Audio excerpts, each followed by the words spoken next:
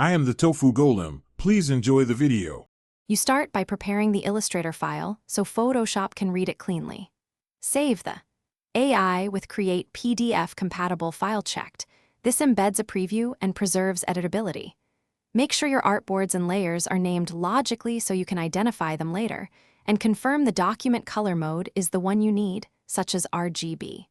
Once done, close Illustrator to avoid file lock conflicts, and keep a copy with a clear file name so you can relink without confusion.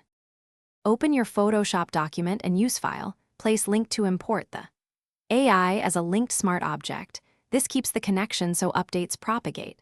When the import dialog appears, choose the specific artboard or layer group you want.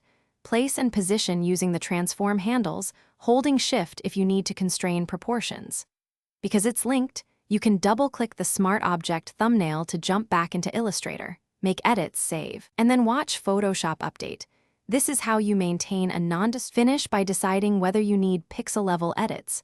Rasterize a duplicate of the linked smart object if necessary, but retain the linked version for future edits. If Photoshop does not update after you save changes in Illustrator, use Layer, Smart Objects, relink to File, and point to the saved AI. This forces the refresh.